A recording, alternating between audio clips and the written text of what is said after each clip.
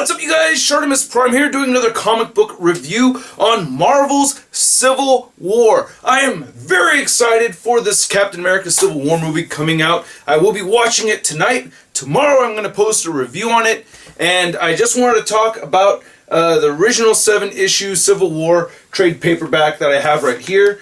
And I'm going to go through this. I'm going to explain to you guys the basic story. I'm not going to go through every detail, of course. But I will say this did come out in 2007. I personally own all the Michael Turner covers. I have them on my wall in the hallway right over there. But I just want to give you a brief rundown on who was on which team through the comics, okay? And I'm also going to give you the story.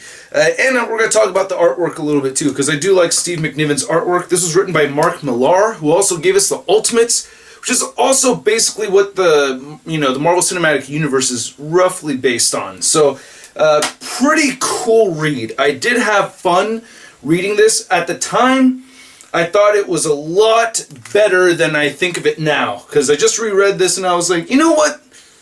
I don't know if this is really that great. I really liked it at the time. It was very fun. And they really tried to capture the entire Marvel Universe into this story. Now, there's a lot of tie-ins, so if you want to get into this, I recommend that you read some of the tie-ins. The Amazing Spider-Man was my absolute favorite tie-in. I remember that fight scene between Spider-Man and Iron Man was epic. And, you know, when you read this, it's like it catches the end. So you see the two of them facing off, and there's all this carnage around them, like they'd just gotten done fighting. So to go through the teams really quick, before I start getting into the whole plot, Team Cap. First off, Team Cap, Captain America, of course, alright? Falcon, absolutely, of course. Hawkeye, Black Panther, different from the movie version. Vision, ooh, that's different from the movie version. And there's no word of Scarlet Witch or Winter Soldier in this. Not that I could see, and not that I remember from the tie-ins, because I didn't read all the tie-ins, so they may talk about either of those characters. The X-Men in general are definitely Team Cap. They've already dealt with this mutant registration stuff before, so they're obviously on Team Cap. So I'm going to assume Scarlet Witch is Team Cap, and Winter Soldier obviously would be Team Cap. I'm not sure if he's dead or not. It's hard to keep track of who's alive or dead. You know, superheroes die and come back to life all the time. As far as Team Iron Man goes, of course, we have Iron Man, Black Widow, who does nothing. Actually, I didn't see Black Widow until like the last couple of pages, like during a ceremony or something. Spider-Man, who's Team Iron Man, but that changes. Now, there's no Scott Lang. I believe Scott Lang's dead in this. Again, hard to keep track. But I'm going to say Hank Pym, Yellow Jacket. That replaces the Ant-Man figure, or the character. And that's going to go on Team Iron Man. And, oh, speaking of figures, yeah, Not Dolls t-shirts available at ShartimusPrime.net. Get your Shartimus Prime t-shirts, alright? I'll have a link below. And then lastly, War Machine. No word of War Machine in this at all, but I'm going to say he's Team Iron Man. So those are the different teams right over there. Yeah, so one highlight for this book is the artwork. I really like the artwork a lot. I really like Steve McNiven. He does a really good job of giving us these really big shots, but he also really does really good facial expressions. Iron Man is drawn so that you could actually, in some shots, you could actually see his eyes through the mask. I really like the colorist too. I love the way the flames for Human Torch came out throughout this book. So really beautiful artwork. The writing on the other hand, I mean, look at all these action sequences over here. You know, it's just really, really cool. Okay, so let's get to the plot really quick, and I'm going to try to be brief because I wrote a whole page of notes here, but I'm going to try to breeze through it so I'm not, you know, swamping you with facts too much. Okay, so New Warriors, teenage superhero team. They got a reality TV show. They're trying to fight some bad guys. The fighting goes wrong because bad guy Nitro blows up and kills a ton of school children. Oh my god, the horror. Okay, and of course it's all the superheroes' fault. I don't really understand why that is so, but okay, whatever. 2 weeks before the Registration Act goes to vote, Maria Hill, who is a very different kind of Maria Hill that we're used to in the cinematic universe.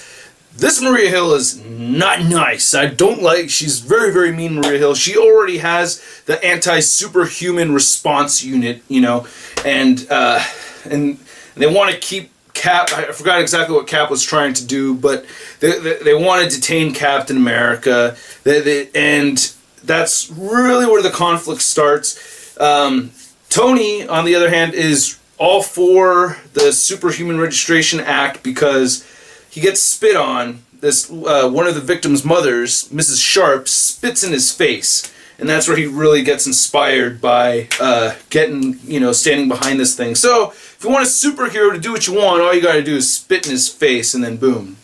Got it, alright? So, in the second issue, the Registration Act becomes law. Reed Richards, who's all for it, is building this, was it Project number 42 or something? That's gonna be the little detainment area on Rikers Island, which is in the negative zone. So they're holding up. So the whole plan is the superheroes that don't comply will have to go into prison, which is kind of messed up. Now, just to be clear, the whole Registration Act means that if you have any superhuman abilities at all, you have to tell the government. The government must know about it. Must know your secret identity. Must know your power set, where you live. All that stuff has to be public information, or at least the government has to know it. Captain America is not for it because it really it's against any kind of privacy, and it's really, I think, unfair to make people have to give up their name, and there's no individual rights by doing that. So now you have to. So that's his stance on it. That's a very un-American thing. Cap does some un-American stuff as well, as I'll explain in just a second. But Tony, he's what I write right here. Oh yeah. Because then the other thing is that Reed and Tony understand that there's going to be more and more metahumans in the future. So that's the other reason why they want to get the negative zone built. Spider-Man, who's all Team Iron Man, to show for the public display of showing how he's all for this Registration Act, unmasks himself in front of the world on public TV and at this huge conference and everything. That's like the first thing that I read in this, where I was like, no, I'm not. Now back in 2007 when I first read this, I felt the same way. I was like, oh, come on. You can't have Spider-Man reveal his identity. I hated that. It pissed me off. I think that's what really inspired the Brand New Day storyline, which a lot of people hate. Or was it One More Day? The whole thing with Mephisto erasing the relationship with Mary Jane and mind-wiping the whole Marvel Universe so that nobody knows who's Spider-Man. Ah, God, that was... Anyway, Team Cap, they get secret IDs and everything. They go into hiding now. Now, back earlier when Maria Hill had all those, the superhero... anti-superhuman response unit, Cap obviously whoops the shit out of all of them, so that's basically why, Cap is in hiding right now. Which is a great fight scene, by the way. It's cool to see Captain America beat up a bunch of soldiers. Now, the very first time, so Captain America and Iron Man decide to meet up and actually talk, and it's in the middle of the city, and they have both of their teams on each side, right? Because now all these superheroes are saying, oh, which side are you on? So they're doing that whole thing. This is a big thing that I really didn't like about this story, is that they walk up to each other, they disagree, and Iron Man is asking him, look, Cap, just give me 5 minutes, all right? I don't want to fight you. Nobody wants to fight. Just let me explain my idea. Give me 5 minutes, okay? And his idea is basically to create superhero teams in every state. So that there's a superhero team in every state, so we don't have to have vigilantes anymore. They shake on it, all right? What's more American than a good old-fashioned handshake, right? I grew up. Now, this is the way my dad raised me. Remember, I'm half white, half Hispanic. My dad's on the white side, so and I don't know if that has anything to do with it, so it doesn't mean that just white people believe in this. Of course not. But the way I was raised is that when you shake on something, that's like, that is your word. You know what I mean? Like when you shake, that you are instilling trust in that person. When you shake on something, look, I'm going to do this, that means that you're going to do it, and that in a man that's not worth his word is worth jack, right? So they shake. They do a handshake. Cap agrees to give him 5 minutes of his time to listen before any of the crap goes down or anything. When they shake, Cap leaves a little EMP thing on his hand that scrambles all his armor and takes him down. That pissed me off. I was like, oh, come on, man. You sneaky, sly bastard. Really? Tony gave you his word that they weren't going to fight. You know, they agreed on just 5 minutes of peace just to try to talk it out. So really, you know, the battle starts because of Captain America. That's my point of view. Cap gave a brief explanation, and I was just so thrown back by Cap doing a slimy move like that I didn't even really register it. You know what I mean? Ha! Play on words right there.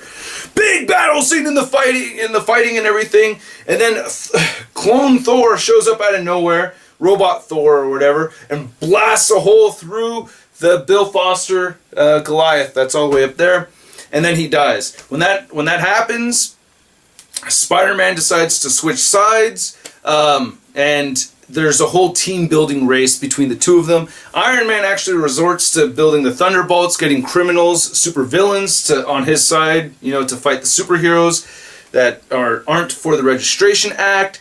Cap asks Sue Storm to go into Atlantis and ask Namor, because, you know, Namor loves the blondes. So yeah, so he says no, even though Namorita, I think Namorita's his cousin, and she died in that big explosion, and he still doesn't care, I think, if I remember correctly. I don't know, brain, help me. Anyway, and Captain America gets to the Punisher, so the Punisher helps out and everything, and Tony has the Thunderbolts, so now you kind of have villains building. Well, I mean, Punisher's, you know, anti-hero and everything, but you know what I'm saying. We also have Cap even starts to form his own. Diamondback gets a couple of villains to join Team Cap, Goldbug and Plunderer, and as soon as Punisher sees them, he just fires them down, and there's this really cool scene where Cap's like, I never should have worked with you, and he just beats his ass, which is great. Doctor Strange and the Watcher are involved in this by doing absolutely nothing, so we have some panels of Doctor Strange and do Uatu just say, oh, I wish we'd do something about it, but I'm not gonna, you know, alright.